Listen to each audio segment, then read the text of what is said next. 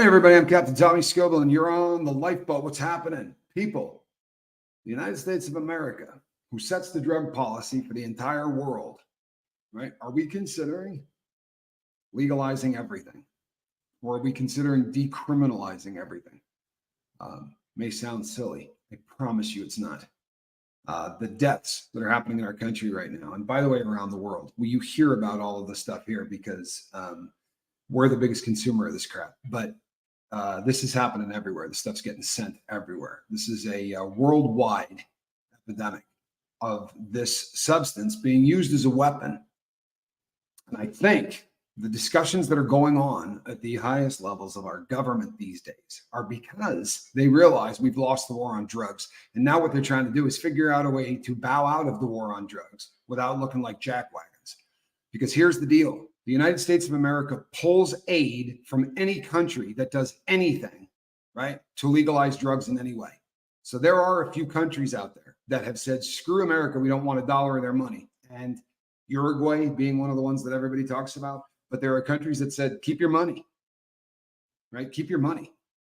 Because setting up a black market for the drugs that are in our country are what causes the problems, not only in our country, but of the ones south of us. We destroyed Mexico in the process of destroying our country. Right? We made it the port for all drugs coming into to our country. Not their fault. It isn't. You know, but that's the drug superhighway is coming directly up from South America, directly through Mexico and into the United States. And I promise you, people, they're very seriously in the process of tapping out and saying, we're going to just let everybody get high on whatever they want. Hold on one second. Just kick it. I'll be right back. We got 700 pair of glasses. There we go. The concept being that we know we're in trouble. No way to back out of this thing, right? We're too far gone. We've lost the war on drugs. You're right. Portugal did some amazing things. Here's where our problem comes, and you guys can help me out on this because you are some of the brightest minds, right, on this particular subject matter. I promise you, this is a very tough subject for most people to wrap their domes around. Right? Most people don't even want to talk about this. But the problem is we get high. Right? We do. Even the people who bitch about people getting high are getting high. Right? They're drinking, they're doing whatever, but we alter our brain chemistry. It is one of the defining characteristics of human beings. We go out of our way from the time we're about 4 to change our consciousness. Go to a daycare center and watch kids spinning in circles and falling down. They're doing it because it's the first time they caught a buzz. No joke. Or rolling down a hill and getting up and going, whoa, right? That equilibrium being off should be a feeling we hate. Doesn't make sense, but we like to feel altered. So we've been doing it forever. And it's always been not that really big of a deal. Yeah, some people go overboard and they try to make money on it or whatever, and they ended up in jail. The trouble becomes, all of you that said, yep, I did that, that's because there was something in there already. I knew all of you did that, right? I knew all of you did that. I used to, my family used to have, my family was all in education. And I remember standing with Johnny once and there were kids spinning in circles. And we were like, there it is. Yeah, those 3 right there. Right? The rest of the kids out doing what they're doing. But we're not going to stop people from wanting to get high. That, unfortunately, isn't going to stop. It's not. So the question becomes, how the hell do we deal with this? Because the problem is the second largest budget in our country is fighting the war on drugs. Second largest budget, right? Just behind the military. So we're just going to stop that. What do we do with all those people who have all those jobs? There's a crap load of them. If it's the second largest budget, do you realize how many people are employed on this war that we're not winning, that we're not even treading water on? We're steadily losing it every day and spending gazillions of dollars in the process. The amount of money, and by the way, we can't calculate it. How about that? I promise. You can deep dive this. Since we've never actually audited our government once, there's never been an audit. So we don't know how much money's been stolen. We don't know how much money is going to friends. We don't know any of this. But what we do know is this is as crooked and as filthy. Our country is waist deep in it. Do you think it is an accident that when we went to Vietnam and came back home, that the first heroin epidemic that ever hit the United States hit the United States? Where had we just come from? Right?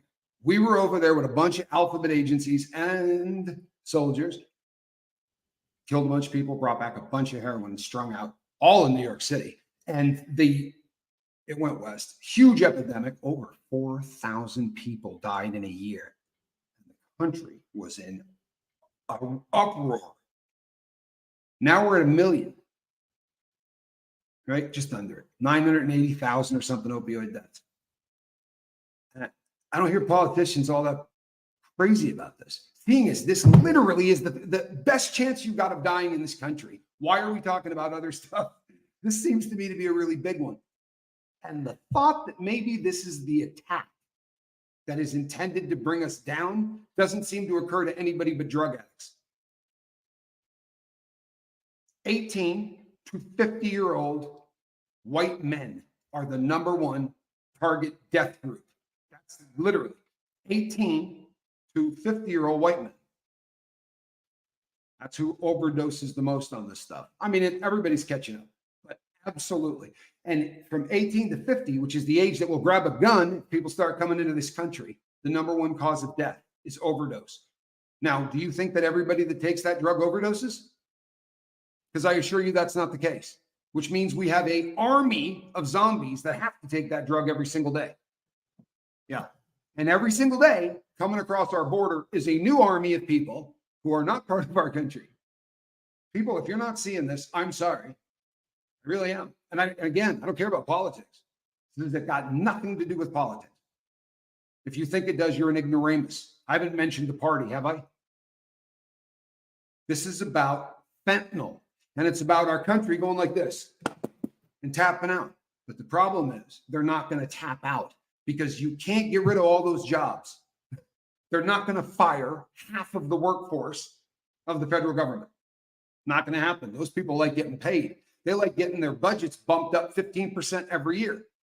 Wouldn't you love it if your boss paid you 15% extra every year? Finish out this year, and what we pay you, we'll just bump it up 15% a year for the rest of your life, because that's what we do in our drug budget. Every year, the budget goes up by 15%. Inflation doesn't, nothing else does, but every year, the money we pee down the toilet fighting a war on drugs that we're not winning goes up by 15%. Great idea. 80% of the people who are in prison are in there. Why? Because they get high. If this isn't busted, is it me? Honestly, is it me? Now, let me tell you something. We are working on we're 8 minutes. We're working on the big V, those things that they stick you with to make sure that you don't get, it's an inoculation. You understand the concept of the V? They'll demonetize me if I say it. The jab. They're developing a jab to fight opioids. So you can give somebody an injection and make it so that opioids don't work. The injection basically binds itself to any morphine molecule, whether it be from nature or from a lab. It binds itself to it so it can't pass through the blood-borne barrier. So technically, it's not like literally an inoculation, but it's the same thing. It does the same thing. Do you know who's funding that? The Department of Defense. DOD. We did a show on it last year. Big deep dive. Freaked us out. The Department of Defense. Now, maybe they're just trying to protect their soldiers from going to get high. I guess that's a possibility. Or maybe they realize that this is the greatest weapon that anyone has ever come up with. Right? You put in everything. You like getting high on coke? It's all right, we'll put a little in that. Speed, put a little in that. Doesn't even matter if the drug takes you in the opposite direction. Right? If you're a dope fiend, why would you, honestly, for all of us that get it, you're going to put fentanyl in my cocaine? Doesn't make a lot of sense. I didn't ask for a speedball. And I'm going to damn well know it's a speedball. I promise. You know, when the blow starts wearing off and you start going, oh my goodness, they just don't care. They're going to give you what they want to give you. You're not even getting the product you asked for anymore, which is really incredible. But We are systematically getting all of you ready for the fact that we're going to legalize this stuff. Now, we may not legalize it, we may decriminalize it, and that's frightening as hell. But if you decriminalize it, then where do the people get the dope they're doing? You got this? If you say I'm not going to arrest anybody for dope, then where do the people who get dope buy it from? Same place they're buying it from now. Doesn't do a damn bit of good. The reason that you're going to have to tap out and legalize is so that you can give the populace a safe supply of drugs. And guess what, people? They're ready. See, as AI kicks in, this is the conversations going on right now. If you think I'm playing, go look at it. But they just want to pay all of us enough money to sit around our house, right? Let AI do all the things it's going to do and turn us into zombies who can just sit around and do dope and not do anything. Because what they're afraid of is that AI is going to eliminate about half the jobs on the planet. Then what do we do with all these people? Well, if we got them good and high, right, and gave them just enough cash to live on as a basic income. If you think that's a hookup, I promise you, a basic income is not a hookup. It's a way of keeping people exactly where you want to keep them. This is a sick friggin' downhill spiral we're on. You know this. And it is so out of control. It was out of control in the 80s, right?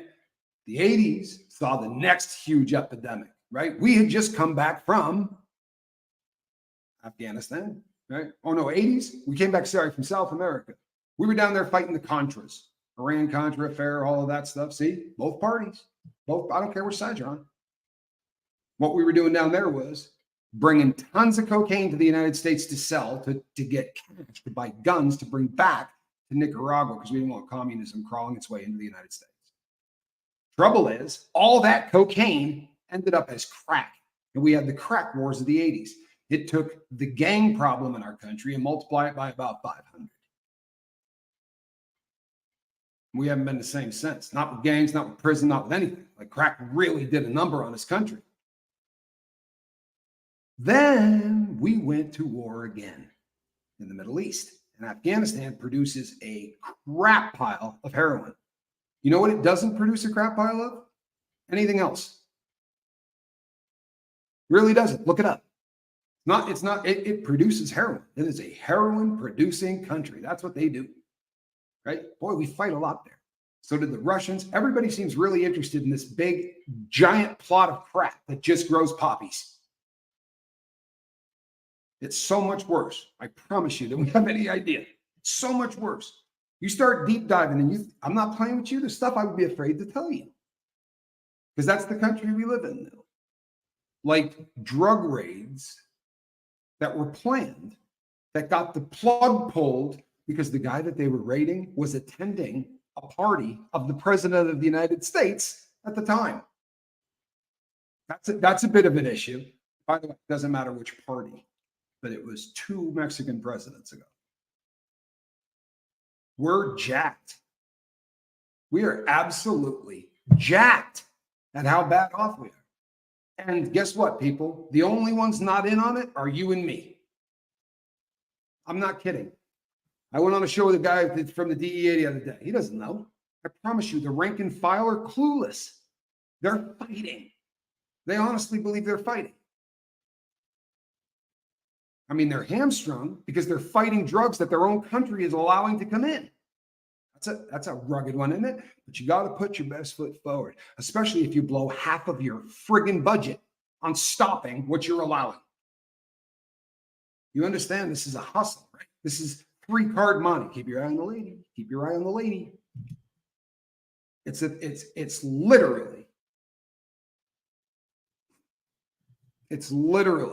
a game of 3-card money. It's a showdown. But the amount of money that we're talking about, forget that it's a billion-dollar industry, right? Forget that any one of the Mexican cartels that are just pushing fent across the border would be on the Forbes 500 list, high on the Forbes 500 list, right? They make more money than Big Pharma. Think about that. And Big Pharma owns every politician in our country, right? If you are in on any government assistance in this state and in the last state I was in, you can't get generic drugs. Why? Because they got to blow all that government money as fast as they can. And they had a deal with Big Pharma. They'll come out and bitch. Every one of them will tell you, we got to do something about these drug prices. But they voted those drug prices. They allowed that crap to happen. Why? Because the Sackler family literally split their money down the middle, gave half to each party. How's that? They weren't picking sides. They weren't. Rudy Giuliani worked for them, right? But they were bankrolling the crap out of the Dems at the same time as they were doing the Republicans. They don't care.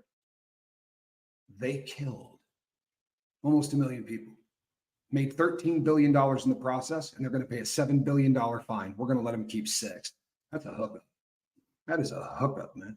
I did crime the wrong way. You talk about stupid. I did crime the wrong way. The old man that I talked about on yesterday's show that came up with the fentanyl spray that you spray under your tongue, approved by the Food and Drug Administration for end-of-life treatments. You got an end-of-life diagnosis, the stuff is perfect. Because who cares if you get addicted? And let's keep it real. If you overdose, I mean, you have an end-of-life diagnosis. An overdose is probably not the end of the world. But they started treating menstrual cramps with it. They started treating headaches with it. And the people in the documentary are fascinating. They really are. They're fascinating. I can't use the clip, by the way, but it's fascinating. The salespeople say you call the insurance company and they would go, wait a second. I'm going to call the doctor's office. So they would go, hold on, I'll give you the doctor's number. And they would give it to another number in the same room. Mute this one, pick the phone up, and I'm sorry, she's on the phone right now. And they said every once in a while you'd get caught. So you'd hang up and call immediately back because there's 250 people in there. And I know someone in my audience right now is nodding because I know some of you work in this industry. I'm not going to out the people that work in this industry because some of them have said they're going to come on here. Anonymity. I'm not going to let you see who they are. But they're going to tell you just how bad this really is. Right? This is how bad this really is. Your government's buying my Suboxone strips at like $60 a shot instead of $5. Your money. And I said to them, give me the generic. Right? Give me the generic. They had it on the shelf. I didn't want to wait 3 more days. They said, oh, we can't do that. You can't give me the cheaper product? Oh, no. Politicians got paid off. I can't do that. He looked at me with just bewildered. I said, do you find that messed up? He goes, absolutely. The whole place knows it's messed up. Talk to any doctor. No one's going to say this works. Talk to anybody in the insurance business. No one's going to say this works. Talk to any cop. Find me somebody that thinks this system is working. Any of you? Do any of you think this system's working? It's broken. And we let it get so broken, he can't fix it. He can't. Okay, so here's the option the way I see it. What am I? I'm the captain of the lifeboat. Here's my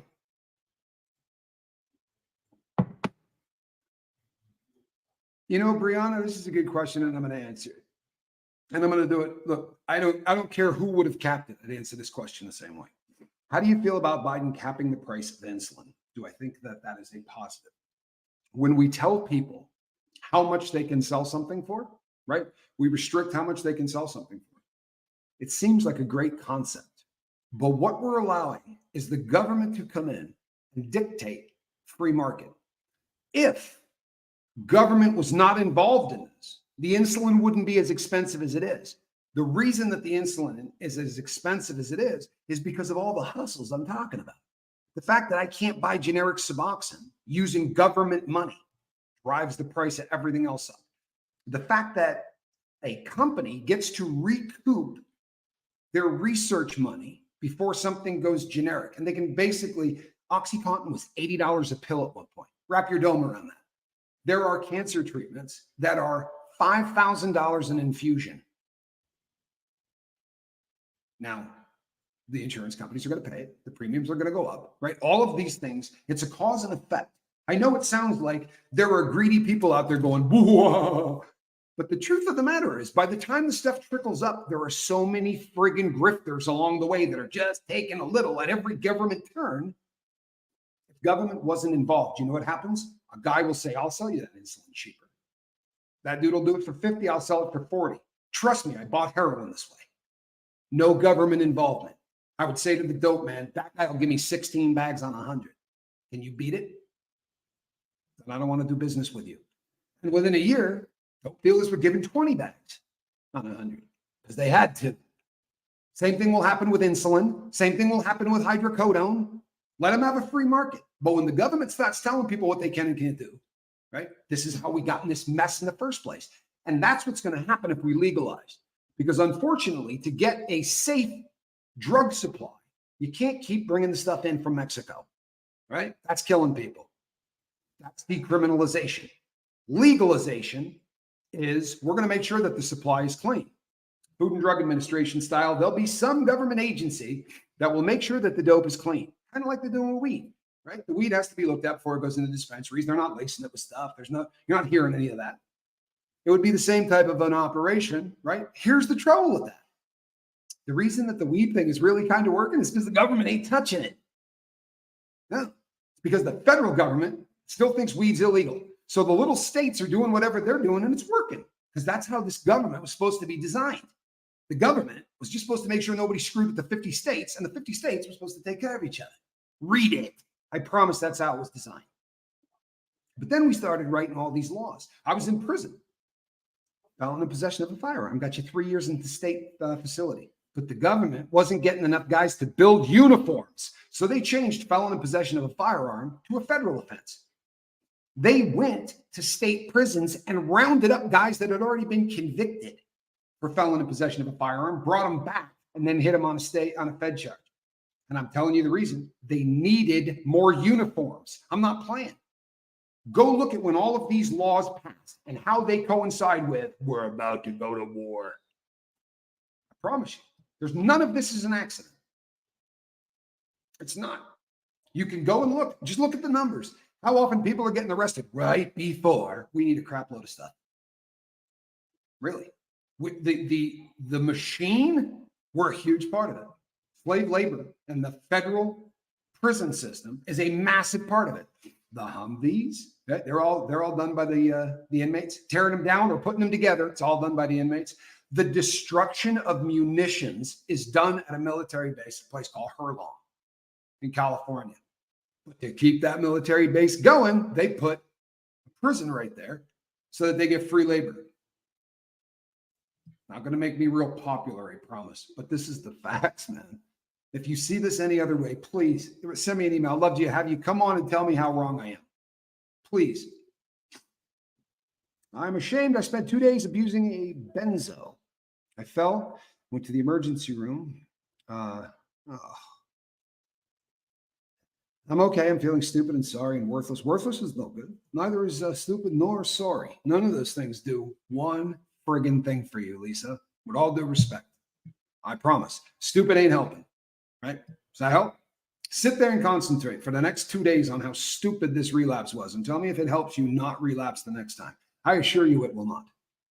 It won't. It's not how it works. You could concentrate on how sorry you feel. Guess what? Once again, not going to help you.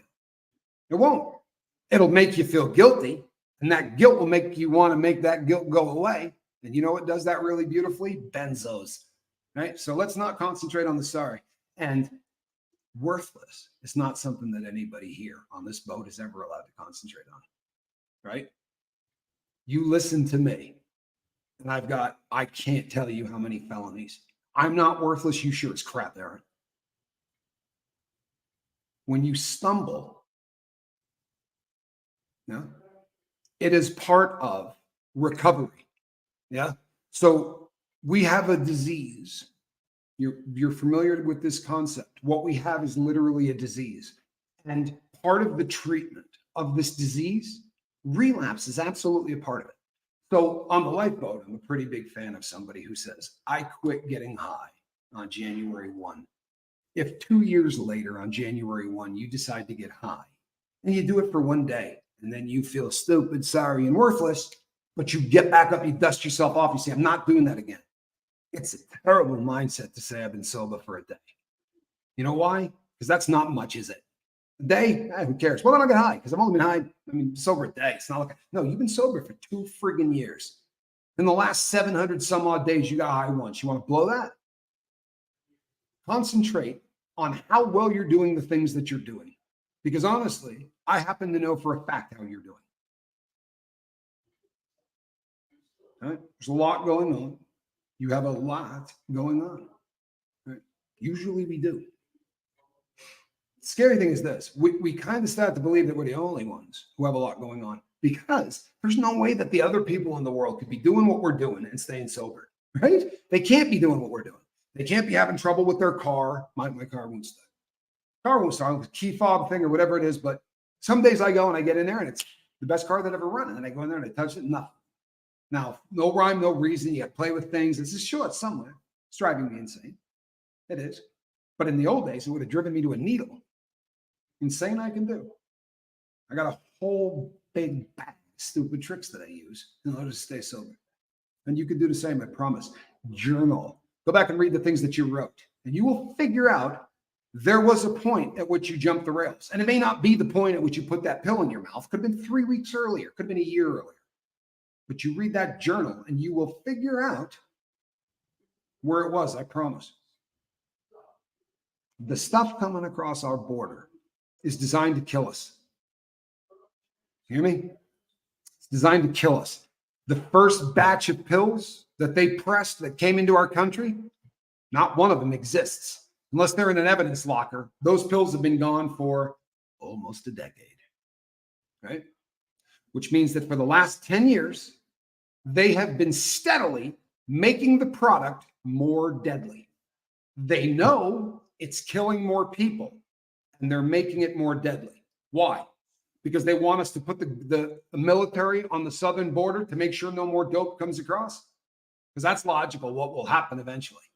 If we continue to have this happen, they're going to do something. So are they asking for that? Is that what the cartels want? Because it's good for business? Because I promise you, dope dealers who I've known personally get really dicey when their product starts hurting people. They don't even like it when it overdoses. But when it kills them, they want to close up shop and move to a new state. Nobody's real happy when their customers start dying. They back off. In fact, I knew a guy named Arturo that used to take me on his buying runs, right? For real. Sit down with a group of about 9 guys and different types of stuff. And he'd say, fire it up. Tell me which one of those is safe, which one of those is good. No joke. He doesn't do this stuff. But he was absolutely interested in knowing the product he had wasn't going to kill anybody. And I would say to him, that's fire, but you're going to have to cut it. You know, if someone puts that in a needle, it's going to be the end of them. And they'd buy it and they'd, No, you know what? You're not. First of all, conspiracy theories, we've been watching this happen. We've known that the war on drugs was over since 1973. I promise. So you tell me. I don't think that this is population control. I don't. I think we're being attacked, is what I think. These drugs are coming from one place. We know this. Now India's jumping on it. Do you know why?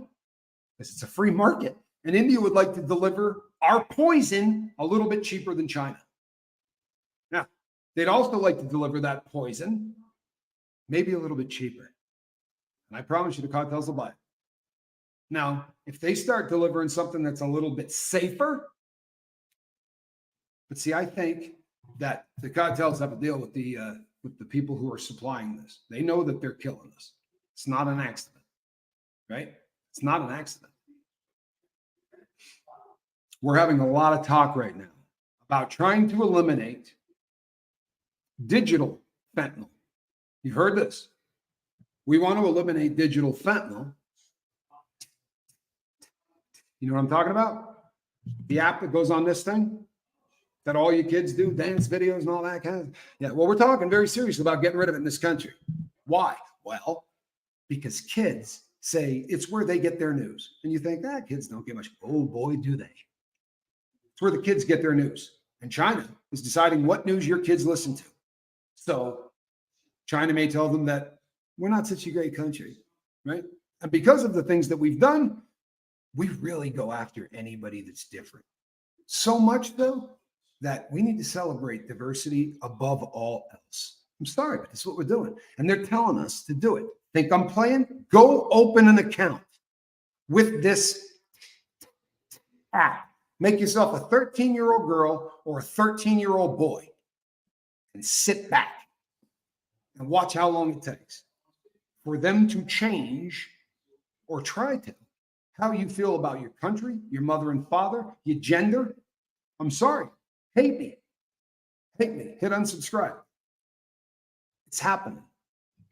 And there's a reason that we're talking about it as a country. And guess what? It's not because they want to protect you. It's not. It's because they're scared crapless. 4 days ago, they all went into this little security meeting and talked about. And when they came out, that bill was written that fast because the elections are coming up and they're realizing right now just how bad they're already jacking with them. They're terrified. Now, pay close attention to who votes against this bill in the Senate because it went smoking through the House. So here you go. I don't care which party. But if you vote against this bill, I want to know why. I want to know why you're not tripped out that you're handing your kids over to the Chinese Communist Party for an average of 4 to 6 hours a day. Do you know that in their country, they restrict the amount of TikTok you can do in a day? And guess what? They don't do dance videos.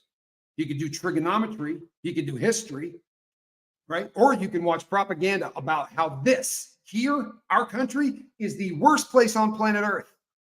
How everything bad that ever happened is because of our country. That's what they're watching on their TikTok. You know what's odd? That's what your kids are watching on TikTok too. Yeah, harmless, just making dance videos. Boy, they picked on anybody 5 years ago that said, maybe we shouldn't have this app here. I mean, we're not letting government employees have it on their phone. Why would we let anybody else have it on their phone? You know why? Because ByteDance, through a bunch of other people, spend gazillions of dollars buying politicians. Lock, stock, and barrel. That the bartender chick from New York. Go look at do a little deep dive. Look at how many Chinese companies are bankrolling political action committees, right? All of the different ways they channel cash. You want to tell me why, just as an example, any of our politicians, right, go to that country? I'm curious because the number of our politicians who have traveled over there to talk to, why are we there? Honest to God, it's your tax dollars, right? If the fart dude, Eric Swalwell, is on his way to China, why are we paying for it? I'd like to know. I also want to know what they talked about. Is that out of line? My tax dollars picked up his first-class flight over there. I'd like to know what they're talking about. It's pretty jacked up, right? I mean, your district is in what? Pomona, California. Why are you in China? Well, because you can't get paid off over a telephone. God, not in this day and age.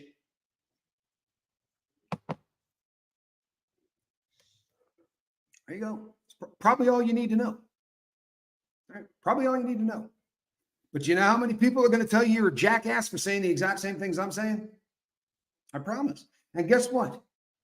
I don't have a platform over there. I don't make any videos over there, right? By design. I promise you, you know how much harder it is to get an audience here than there? People go, oh, I love it over there, man.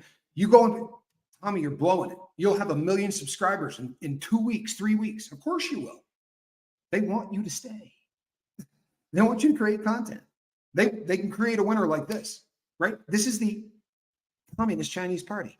So if I went out and did a video, doesn't matter what the video is, doesn't matter if anyone's actually going to see it or like it.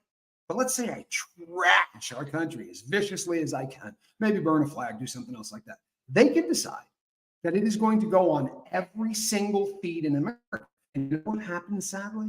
Kids go, oh my God, 9 million views? I'm on board. I did the same thing. So did you.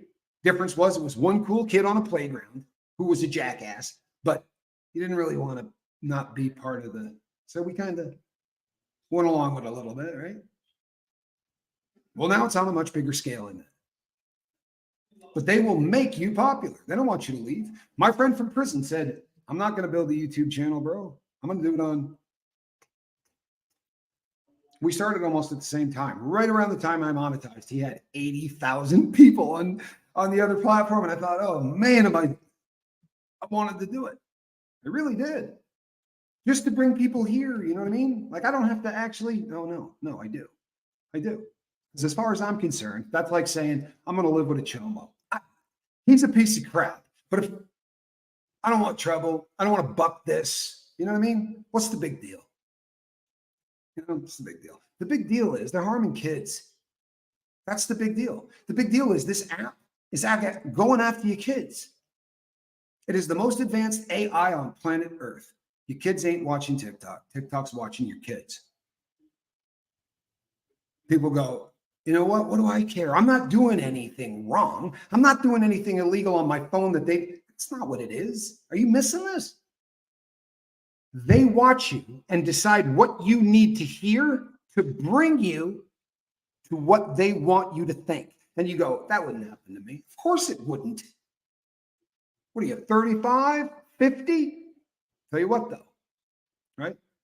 Was it Lenin that said, give me your children? Right? For the first 6 years. Give me your kids. Let me have access to your kids in the first 6 years of their life and watch what we can do to them. I have interviews with people on here all the time. The recurring theme is that we're broken and that we're trying to get through our days, right? It's so easy 90% of the time, really, to go, boom, this is where it got broke, right? Like a hero telling an 11-year-old girl she's fat, right? Here's where it got broke. Well, now we're letting someone else break our kids for us. Isn't that lovely? If Calhoun's got issues, at least I know I did it to him. We gladly hand our kids over to the Chinese Communist Party. Kick that around. So when someone says to you, the dance videos, no, they're not. No, they're not. What it is an AI so advanced that it's figuring out to the second how long you will watch content you don't like before you turn it off. And it figures it out, and then right before that moment gives you a hit of dopamine. Because it's not there to sell you crap. It's there to keep you there long enough where every 40th message is anti-family, anti-faith, anti-country, anti-anything that they believe might make you a better person. And we are happy to hand it over. Do you know that if you buy a phone, it already has it on there? The kid doesn't have to download it. It's already on the phone. For real. I ain't leaving the store with that thing on my phone. I'm sorry, I'm not. I'm not doing anything wrong. What do I care if they're looking? Spend about 10 or 13 years of your life with someone watching every single thing you do, and you will not let someone track your phone. I'm only going to the store. I don't care. I don't care. There's nobody on planet Earth that's tracking me ever again, right? Not willingly. Not willingly. I mean, you want to do your effort. But if I catch you, we're broken. And we're broken beyond belief. So I'm here because almost a year and a half ago, Mark Wages and I came on and said, they're telling you that 190 people a day are dying from drug overdoses. That's a lie. There is a new drug that has just come out that's stronger than fentanyl, and you're not hearing about it. It's called nitazines, phytonitazine, isonitazine. We did stories on it, right? And I said, I'm not going to spend the next 6 months or a year talking about this. I'll revisit it because you're going to see this, and credibility will go to the show that we called it, and we did. There's not one state in the U.S. that they have not had a bust for nits now, right? It's switching from fent to nitazine because it's cheaper, it's easier to make, and it's 50 times the strength of fentanyl, which is 100 times the strength of heroin. You know why? Because if your product is killing people, the smart thing to do is make it 50 times stronger. Good for business, right? Dead customers, great. They buy every day. You do realize how stupid this is, right? I promise you drug dealers aren't stupid. They're not.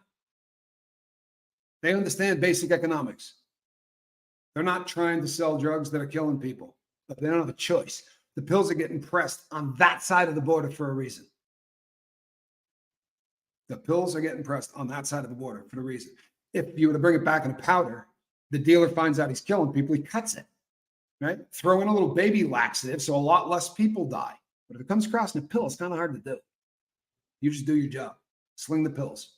Now, dope fiends, much less likely to overdose. I know it sounds crazy. As much dope as they do, though, They didn't get to be dope fiends by doing stupid stuff in the beginning, right?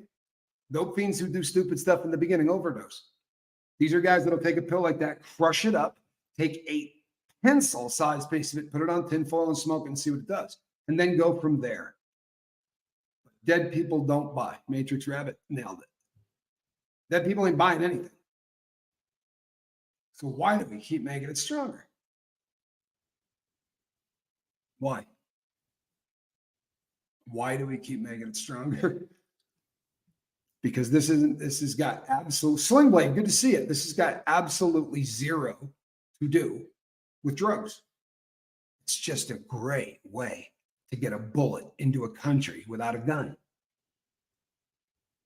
For real.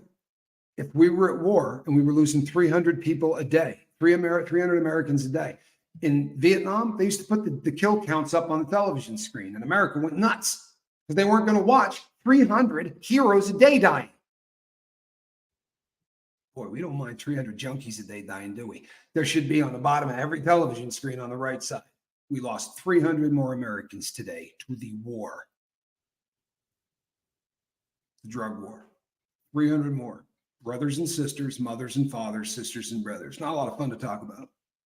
Really isn't. It's way more fun to talk about Reese's feet. But the truth of the matter is, we're jacked. And you know what? The craziest thing is, if this thing is going to get fixed, the asses up on Capitol Hill ain't going to be the ones to do it. They are the problem. They can't fix the problem. If your government won't take care of you, then you need to put a new one in, right? Don't vote for any jackass that's been there before. They're tainted. They're tainted. I heard yesterday the quarterback, right? I think he's from the Jets, right? Aaron Rodgers is possibly the vice presidential candidate for the Kennedy, Robert Kennedy Jr., RFK Jr., is thinking of taking a football player for his vice presidential candidate.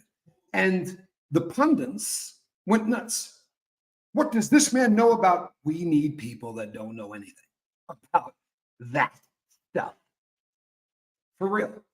If you are in the know with what's going on in government, you're dirty. There might be 5 or 6 of them that aren't, and they're hated beyond belief. But just the very nature of what they do, they're tainted. You show up day one and you get, 15 employees who do whatever you tell them to do? Sounds like Scientology, right? You got slaves. They call them pages, but it's the exact same thing. You got slaves. And I am the senator from the great state of Arizona, right?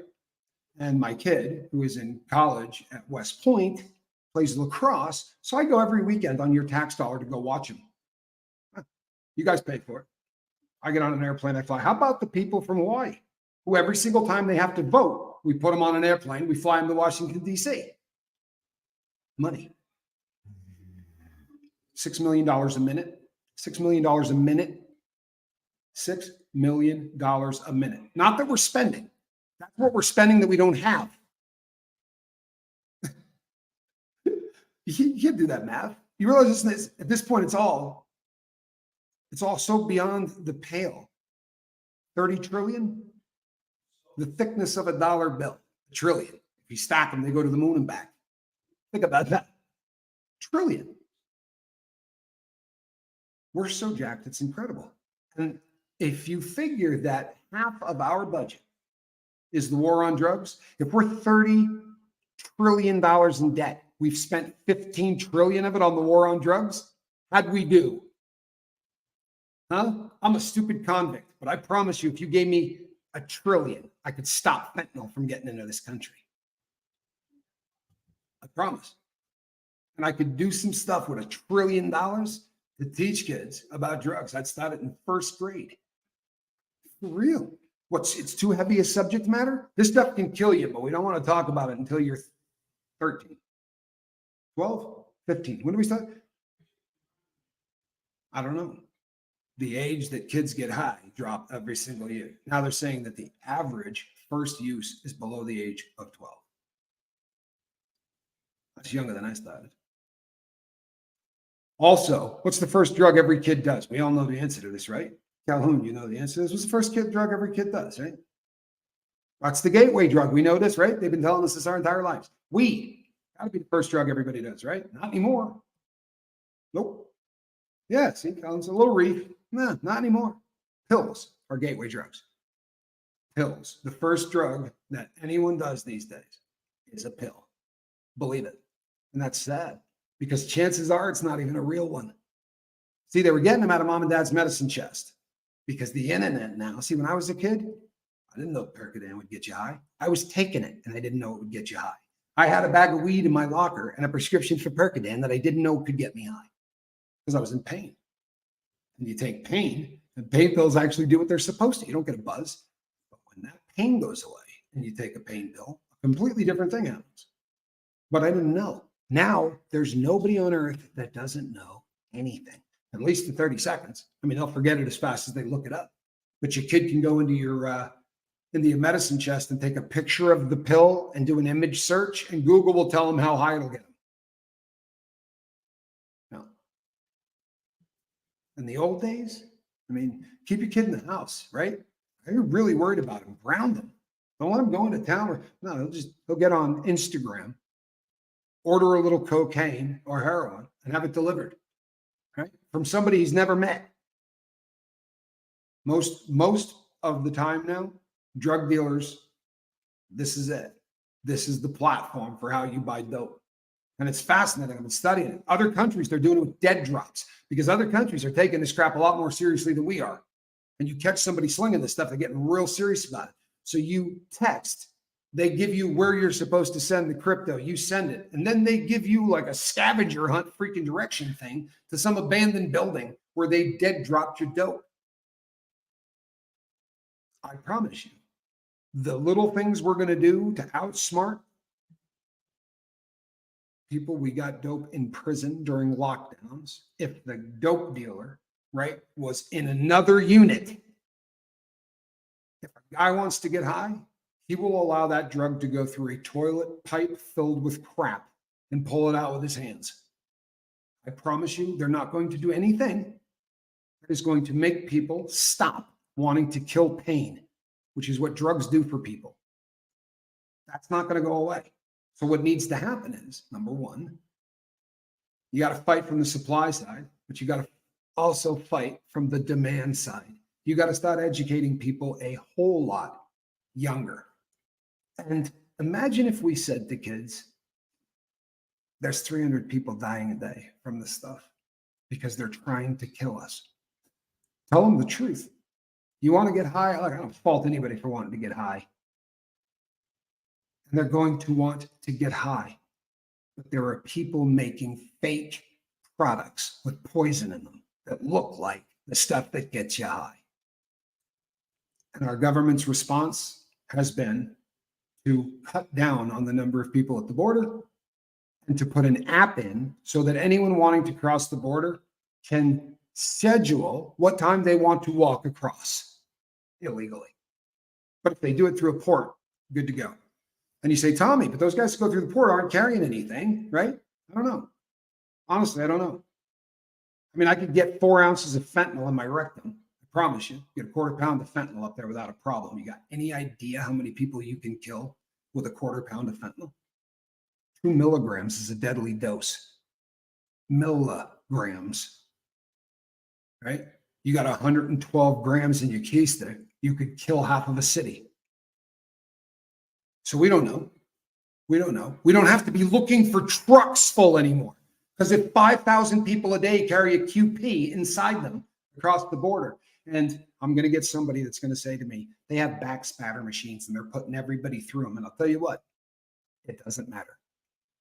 Those machines are looking for voids, right? Trust me, they have them in prison and guys get through every day with dope in them. But if by some chance what you put that dope in, you got a little air in there, they're going to see that air. But what it's going to, the dope is going to look like just what you think it's going to look like. Like he's getting ready to drop a deuce. But I promise you, people can walk across that border and do it every day.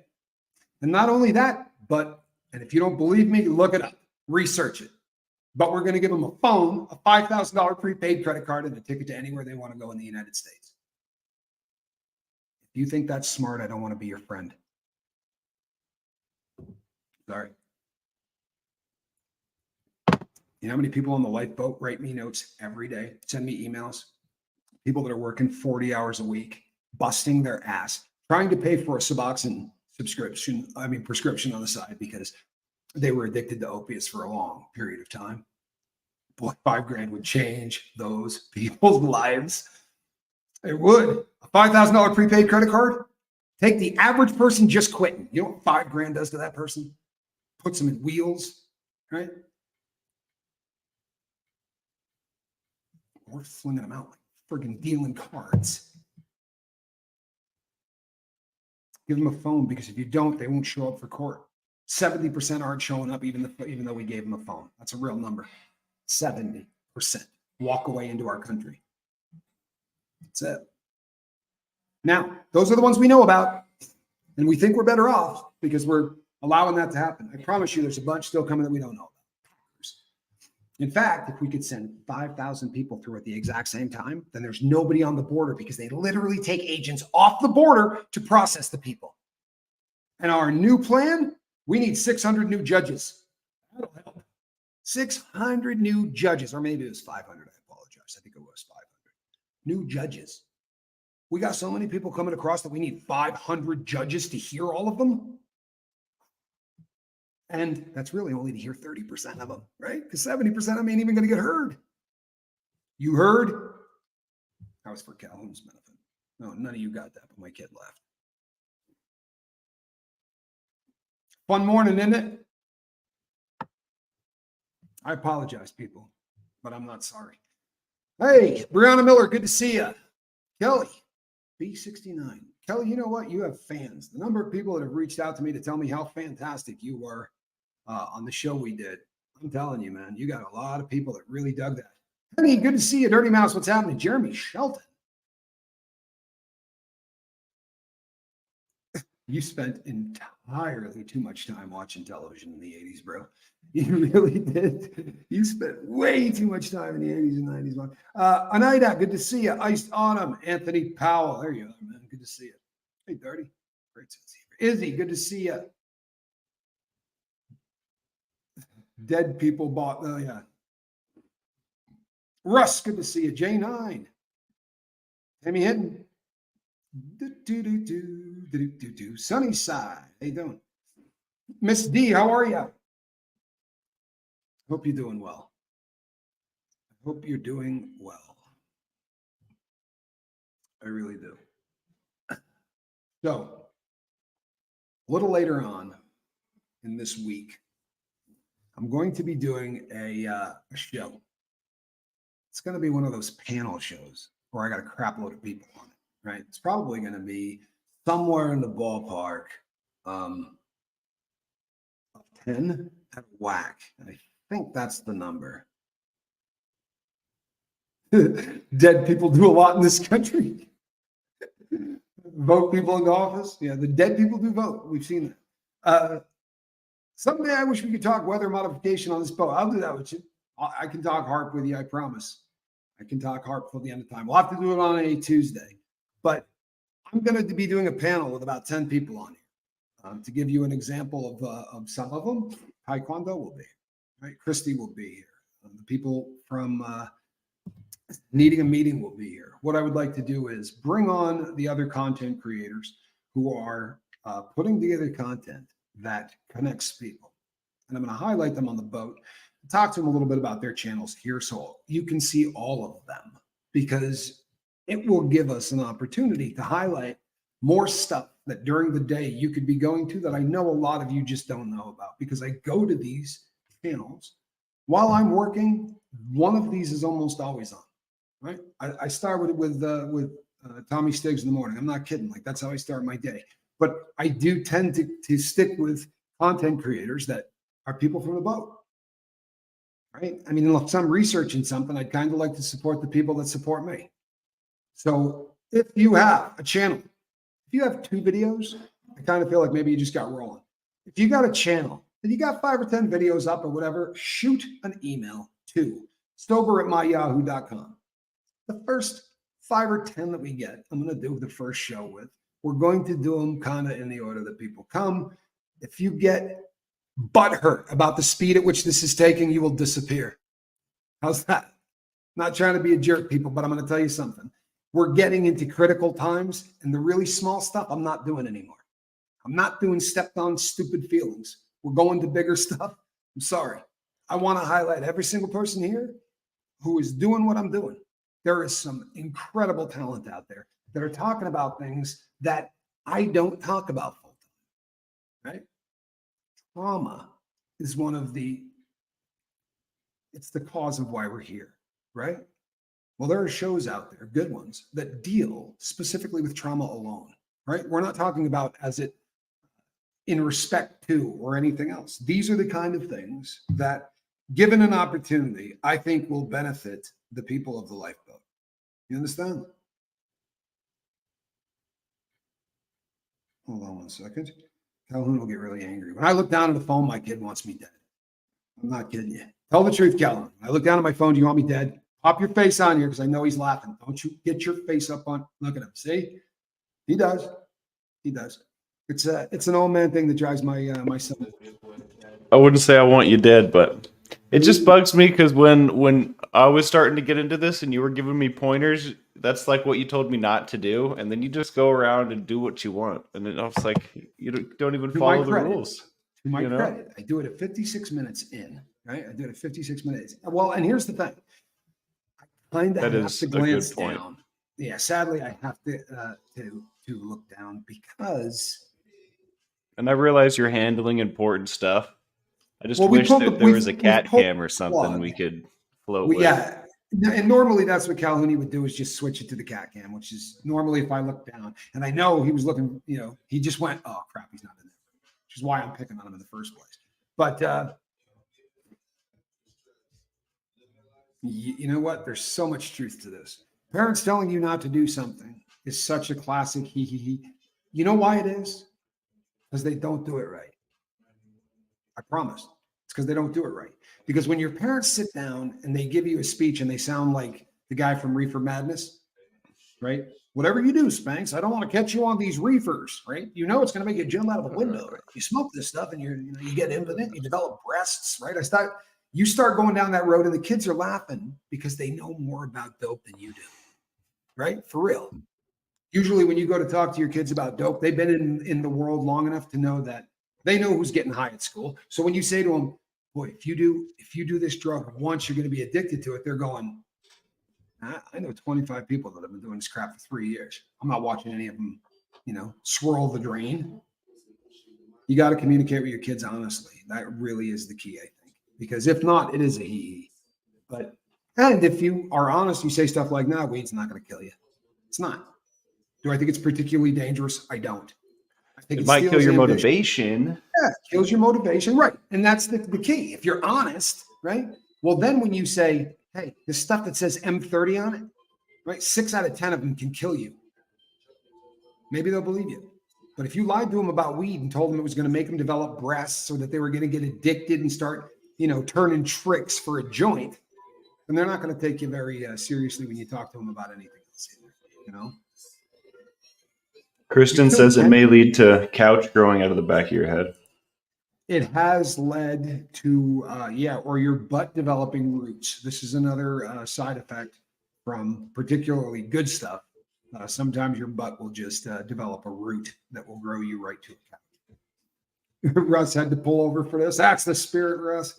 Hey, I'm going to take a minute to shout Russ out. Russ does everything within his power to not miss the boat. Really spends a lot of energy to always be here. And the dude's working like the people that built the pyramids. He's working ridiculously long hours. And he's got a new gig, and I'm just proud of him because if you've never been addicted to opiates, you get out of prison and things are good and you got a good gig and life is great. And they go, "Hey, no more work. You're done." It's a miracle that does not put you in a spoon. I'm sorry, it is. That may not make sense to a lot of people, but it makes a crap load of sense to me. And Russ called me. Russ did everything you want someone to do. He called me that day, and I'm not going to lie to you, he was having a bad day. Russ wasn't having a good day. But he did everything you want someone to do. Like he went down the checklist, right? And when he got to the end of it and it wasn't working, he made phone calls. Started going through his file. And you know what? By the end of the day, the dude's attitude was bulletproof and he was out trying to get a gig. I'm proud as hell of him, man. You know, I'm proud of all of you. Sometimes, though, it's just so glaring and it's so in your face, right? And you're killing it, Russ. I love it. Love it. I'm proud as hell of you, man. I really am. And I probably root a little harder for the convicts. I probably do. You know, it's a fraternity that you wish you never got in, right? But they don't let you out, right? You're not a former, right? You're always that ex-con, you know. But I'm rooting for him. So I root for all of the guys that have channels that got out. I root for all the guys who are doing it, who are getting out and doing it right. You know, being with their families and doing the things that you're supposed to do. The odds are so stacked against anybody that those who get out and do it, man, it's fun. It really is. It's fun. By the way, I got a bunch of feedback from the video we did yesterday about the prison situation. Jonathan Earl, take us to Walmart. I love it. I guarantee, you know what I used to do way back in the day when the lifeboat was brand new? I'm not kidding you. I used to go into Walmart and I would put the lifeboat on all of the computers that they had set up because they had, they were already set up for internet and everything else. So I would go to YouTube and I would type in the lifeboat and I would leave it on all of them. And then you walk around through the store and people look at you like, I swear to God, I know that tip from somewhere. Right? Always an ex-felon or an ex-convict. Thank you so much, by the way. I didn't mean to brush over that. Welcome, Loki. Great to see you in green. I'm sorry. That was rude. Great to see you in green, Loki. You know who Loki is, don't you, Calvin? Loki causes all kinds of problems. Not you, Loki, the real Loki. The trickster Loki. This is a bummer. It is. And I guess I never understood it. You know what I mean? Because you're not, if you were an ex-convict, right, that would mean that the conviction is over, right? But it's not. You know, the convictions they stay with you for the rest of your life. That's not something that you're gonna be able to. Yes, it's the mythical god of mischief. He gets a lot of play in prison. I'll tell you that right now. So because of that is a religion that you're probably going to run into more cats inside of prison that are Odinist or Satru or whatever. That's really probably where you're going to run into more of them, at least in this country. There are a bunch of Odinists in prison. I would say half of the guys I lived with were Odinists. It's true, Dope Nose. It's true. This is why every once in a while you will see a president that will come out and say, I'm pardoning so-and-so who passed away in 1911. And you're like, wow, I'm sure he'd be really happy to know that you cleaned up his record. Good looking out. There she is. Oh, how you doing? Thank you so much. Appreciate your kindness always and your support. And the greatest shirt. I'm telling you, I don't like taking that shirt off. That White Rabbit shirt, it's got the Tennille artwork from the White Rabbit. It's got the letters. The first chapter, like page 6, they start on page 6, I think, and they have the words with it, and it's got the hands of a watch. It's just it is literally the coolest shirt ever. I hate taking it off. Free market is the only way this ends. If we must trust the free market to work as is intended. Famous words. I'm from the government and I'm here to help. The government destroys what it touches. Sadly, that is the truth. And I have heard of fentanyl and eye drops, J9. Yes, this is something that they are doing. You could have done it with the products that were designed to not go in your eye, and it would have done the same thing. Your eye is a lot of guys in prison put Suboxone in their eye. They use it like a contact lens, and they'll lift the eyelid and put the piece of Suboxone underneath that and drop it. The reason is, I promise you, the reason is they need a ritual, right? There's no ritual, so they need one. And the pain, because it burns like a mad when you put it on your eyeball, but the pain for them is like the needle breaking the skin. Your brain is such a, because I would look at guys and go, you know that doesn't work, right? You're getting less of that in. The bioavailability of that going through your eyeball is not nearly as effective as it would be if you just put it under your tongue the way it was designed. But if you put it under your tongue, they don't feel anything. There's no pain, there's no ritual. So most of the guys, you buy mirrors in prison, which obviously can't be made of mirror, right? They're not glass, but they're made of plastic.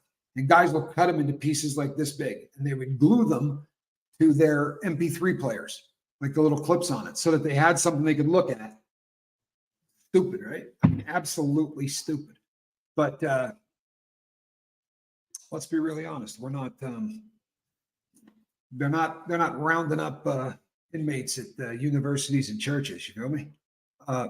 My record got expunged. I think the same year they brought back crooked sheriff that got me. Tommy probably knows the knucklehead. Nice. You got to love that. Congratulations, man. Congratulations. I love that. I really do. Do I remember acid drops back in the day? I do. I used to buy. We used to buy that stuff in the dropper. I don't know if you remember. I don't know how old. If we're close to the same age, but there was a period of time where they were doing that Quicksilver stuff. It was called Quicksilver. It looked remarkably like mercury. It really did. It was silvery, and that stuff was vicious. Sugar cubes, right? You drop it on sugar cubes or on paper.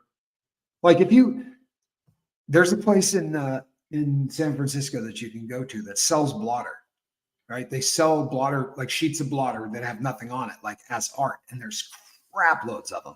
And you go in and it's stuff that you did as a kid. It's crazy because you go in and it's like Hootie Bird. Like I remember this, but it's the only place in the world I've ever been where there's like a blotter shop. It could probably only make it in San Francisco. Also a skate trick, the acid drop. Well, that checks out. I did not know that. I skateboarded, but we didn't do tricks. We went down really steep hills and crashed a lot. That's what we did, which was not always a great idea. Billy's blotter on Broadway. Calhoun, you better know that from the magazine. Who am I kidding? Window pane. You put a dose of window pane in your eye once. I bet that hurt like hell too. Window pane was not of all of the stuff. You made it up. That's the spirit, Calhoun. There you go. He's lying. No, you know what? Truthfully, this is probably a decent advertisement for telling your kids the truth about dope and about everything else. The one thing I will say is my kid does not lie to me. I promise you, Calhoun, he does not lie to me. I wish there were sometimes he would, but he doesn't. Every once in a while, he's so truthful that you just wish, oh man, that's probably more truth than dad needed. But that's a lot better. Yeah, you tried once. But I never, I definitely, there are a lot of things I did wrong that I'm not particularly proud of. But the communication about substances, I'm pretty happy with how my kid and I communicated about drugs. You'll notice he's still here, right? He's in his 30s, and I'll be really honest. For people that do drugs who are in their 30s, that's a miracle right now. It is. Vast majority of them are dead. Horrific, right, to say out loud, but it is an absolute truth. Calhouni. I think I got out like right before all this crazy stuff started happening. I mean, I think I was the last generation that will actually get to party hardy like I did. You were absolutely the last generation that could experiment with drugs. It's the truth. I mean, there may be by generation, there could be kids that are 4 or 5 years younger than you that are still in that generation, but there was a shift, right? I'm honestly surprised I'm surprised we're not hearing about more kids dying trying drugs. Well, they're just not reporting it. I mean, we are hearing it, but you have to go look for it. If you go look for it, you will find it. And they're horrific stories. I've highlighted, some of them get highlighted. Normally you hear them from politicians because, right? Just like the lifeboat, a politician wants to get your attention, right? They want clicks and they want you to believe their point. And there's not much that drills that home like a mom that says, I had twin sons, and the first time that they tried this drug, it killed them. Like, that's tough. That is really, really tough. Something else you said earlier got me thinking. I mean, it certainly seems like the government is very transparently, what was the word I used earlier? Exploiting the free market and like using it to their own selfish ends, which is like, it seems obvious. There's a paper trail. So how do you hold them accountable for something like that? You know what I mean? If you were to, if you were to see this on the TV, it would make people mad. You know what I mean? Exploiting the free market. The problem destroying markets. The way that a country like this works is because of the fifth estate, right? The idea being that the press, who in the past you almost always had, you may have respected, but there was always that element of trust because you believed that they wanted that juicy story so bad that they didn't care who it was going to track because they were going after the truth. And that doesn't happen anymore. So now there's nobody to hold you, say, boy, if the people saw more stories about this, well, the fifth estate, that's where the stories come from. Now we're bucking that, right? There's, by the time this video is done, 2,000 or 3,000 people will have seen it, right? That's how this is going to go. It really is. It's going to be little bits, little drabs of people that see this differently and are willing to talk about it. You know what's really funny? I'm leaving this for a second. I've seen people do that in jail for sure. I was going to say, everybody's probably going, why would anybody do this? However, as Calhoun said, anybody that has seen somebody snort coffee probably did so in prison, because in prison, people snort coffee every day.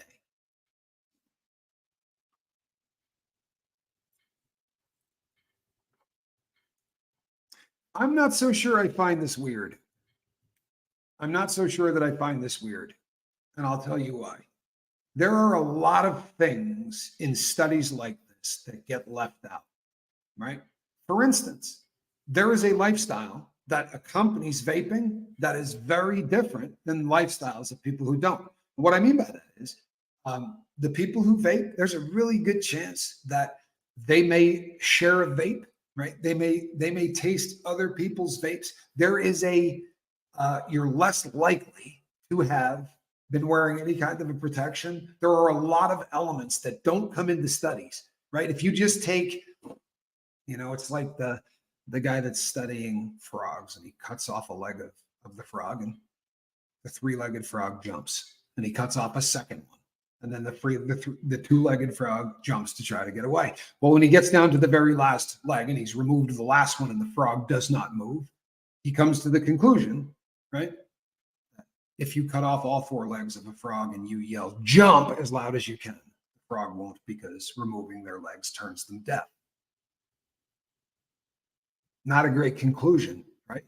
Well, studies are done the exact same freaking way. If you find out who's bankrolling the study, I can probably tell you what they're going to come out with for the evidence. So, Gene, I would be curious too to know who might have bankrolled the study that said that vaping has a increased link to C+ math, because I'd probably be willing to bet that there's an agenda, sadly. But I would be willing to bet any amount of money that the lifestyle from people who vape probably catches people doing stupider lifestyles that tend to cause things like this to happen. And I'm going to leave you with the dumbest thing I have ever seen snorted. I was in the county jail and guys were making cheesecake. Okay. Cheesecake is made with non-dairy creamer in jail or in prison. It tastes fantastic. It will not do good things to you, to your insides and all that. Johnny Scoville. But that is what dried toothpaste. Yeah, that's pretty nasty. But this guy said, hey, any chance I could get one of those cakes. We made like 6 of them. He's like, I'm willing to buy it. And one of the guys there said, look, dude, I'll give you an entire cake if you snort a line of chili powder out of a ramen packet. And they laid one out about that long. I mean, it had to be 2 or 3 grams of powder. It was the biggest thing. And he got half of it down. And like his face came up and he blew this powder out. Right. And the guy goes, oh, come on, that doesn't count. And he went back down, right? Went in there and snorted the second half. And the funniest crap was when it was over, he's like, dude, oh man, it hurt so bad. He went in the shower, he came down, he's like, I get that cake. And this big white dude that made it goes, wow. There ain't gonna be any cake. He snorted some chili powder. He's like, it's all right, though, you got a good nickname, because the whole place started calling him Chili. Wow. There isn't gonna be any cake. It was horrific to watch, but that was the funniest. Used to snort no-dos in high school. Had that minty smell to it, didn't it? Eek, you think that was an accident? That minty smell? I always thought that they did that because they were trying to keep people from being horrified when they sniffed it. They did it for college freshmen, yeah. They made it so that there was a mint kind of a scent to caffeine pills. I can't believe this was an accident. No-dos were no joke. No, I'll tell you another one. If you remember back in the day, Johnny Scoville will remember this. But if you got a magazine, particularly if the magazine might have had a girl in there that wasn't wearing enough clothing, the last couple of pages of that magazine sold drugs. There would be bottles of pills that were supposed to do this or that. And they had the 357 Magnums, which were 350 milligrams of caffeine. Heavy caffeine pills. And they also sold Christmas trees and cross tops. What all of these were it was the last of the Benzedrine stuff before they made Benzedrine illegal, which was not an amphetamine, but it was damn close. They also used to have Benzedrine in inhalers for asthma because it speeds your heart up, and that made everything go. You used to snort Smarties in high school. Now, that is just, I mean, what does that tell you? That's fascinating to me. Smarties. No, but knowing it's not going to get you high. That's somebody that is just Yellow Jackets, Queen. See this? Queen of Awkwardness. I think you may have purchased stuff from the back of these magazines. Yellow Jackets, that was one of them. To be sure, that was one of them. Christmas trees, Yellow Jackets, 357 Magnums, Black Beauties. What am I missing? I know I'm missing a couple. But for all intents and purposes, they were almost all the exact same thing. They were crap loads of caffeine and like 5 milligrams of Benzedrine or whatever. What it did was, I'm having fun. The pink hearts. There you go, Russ. Yellow moons. They did have pink hearts, though. He's not even being funny. They actually did sell pink hearts. Cup of Coffee says, see, our generation snorted everything.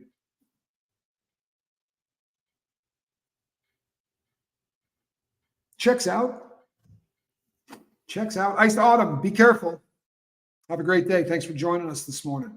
My friends were smoking weed at 13, dropping acid at 14, getting drunk in bars at 15. I hopped on the train about here. I didn't do a lot of drinking in bars and stuff like that. I did some club stuff, and I probably spent a few years, but I never really was a bar kind of a guy. I was usually out doing other things. But it was funny because when I was younger, every time I did go to a bar, my sister walked into it.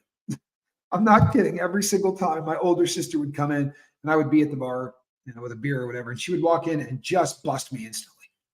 I'm not kidding you. Sister Scoville would walk up to the bartender and go, he's not 21, right? Like, she didn't care. She would walk up and be like, that's my brother. He's not old enough. She did it all the time.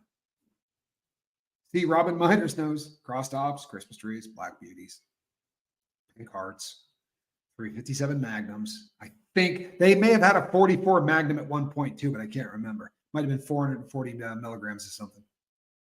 Worked in bars and went to bars. Well, yeah, I've been in a few that way too. But Amy Perino, new member, looking good and green. Amy, I'm glad you're here.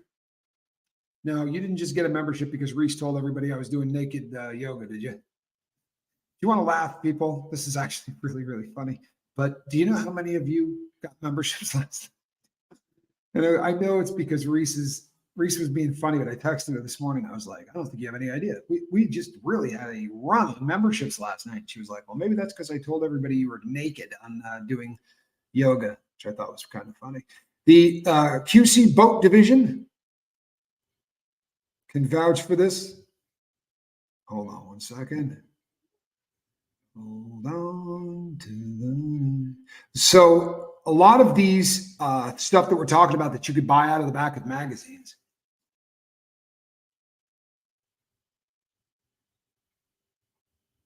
Really? The study that increased risk of vid and vaping was partially funded by the National Institute of Drug Abuse. That one I kind of figured. Did they say who else? Like the one I was talking about earlier. It said partially funded by Columbia. And then there was another university. There was like three, but the vast majority came from the Department of Defense. But it took a minute. I didn't, honestly, it was somebody else that found that. Reese is waiting for me to buy her a membership. I don't even know if I could figure out how to do that if I wanted to. I'm not very bright with the whole computer thing. I remember a heavy duty caffeine pill. They were white with blue flakes. I don't remember the name. I overdosed on them. It was bad.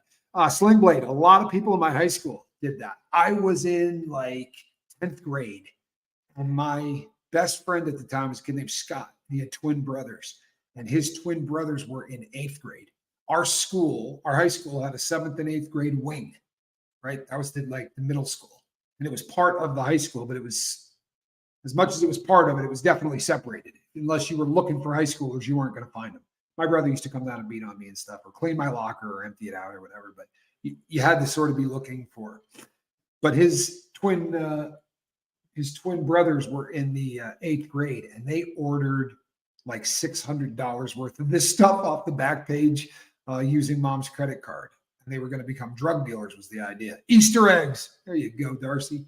So they were going to become drug dealers was the plan. And they brought all this stuff in. And I guess their first thought was, well, if we just give these out to everybody and they like them, well, we can start selling them tomorrow.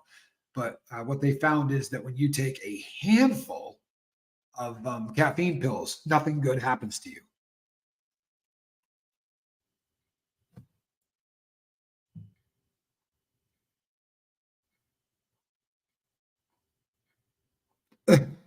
That's actually really funny. It is actually a myth that Anakin turned into Darth Vader because of a battle with Obi-Wan. It was, in fact, due to a freak gasoline fighting incident. He was never able to do Magnum ever again. That's funny, Jeremy. That's actually wicked funny. Kristen Melinda, thank you so much. I like Kristen. I really do. Kristen is a thinker. Almost the vast majority of everybody here impresses me so much with their ability for higher level thought. I'm not being funny. I find this platform woefully void of people that like doing a lot of heavy thinking. But we seem to, maybe it's the long form stuff, maybe it's the live form stuff, I don't know. But I'm very, very, I'm happy that I'm learning every day from the people that I'm around. I used to do weight loss pills. They were red. I think they were Dexedrine or something like that. Were you getting them with a prescription or without? Because Dexedrine comes in two forms. One was an over-the-counter medication called Dexedrine. The other was a prescription medication called Dexedrine. Now, the chemical name for the prescription is dextromethamphetamine. It's a ripper. It's not for the faint of heart. And it comes in a capsule. It's one of the few that I've ever seen in that family but it comes in a capsule with a bunch of little itty bitty balls inside of it. And they're a ripper. They are absolutely wake you up before you go. All right, people. That was my son saying he's tired. Izzy, thank you so much. People, the entire place is turning green. I think I'm turning. Yeah, I can't. Can you sing that anymore? I used to do drugs. I still do, but I used to do. Mitch Hedberg was a genius. That was one of my favorite. Mitch Hedberg did that one all the time. God rest his soul. I used to do drugs. I still do, but I used to too. Very funny comedian. Very, very funny comedian. All right, Calhoun, we'll wrap this thing up. I know you got a lot. All right, peoples. I really do appreciate you guys getting up and coming here with me in the morning. I want you to do me a favor. If you're not subscribed to the Lifeboat, hit subscribe, right? I know half of you aren't. Isn't that bizarre? Half of you who watch me on every single show just refuse to hit subscribe. I think it's the nose. Get over it. Join this family. You're going to find that this connection thing actually really does mean something, and it starts to pay off.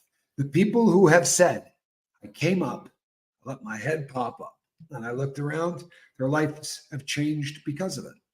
Straight up. Ask Kelly B69. She used to be a lurker. Dexatrim. Oh, there you go. Yeah, Dexadrin is the one that is going to come with a. That's right. Anik Alexander's got it. Check it out. Woohoo! All right, people. Captain Tommy Scoville. Please hit subscribe. Catch that bell for notification. Less than 6% of you get here that way. Hit that bell for notification and make sure you hit all. See, there are several options when you hit the bell, right? You don't want to just catch some of my stuff. You want to catch all of my stuff. Your friends are here. I'm Captain Tommy Scoville. Hit that bell for notification. Calhounis, stick around. Bye-bye, everybody.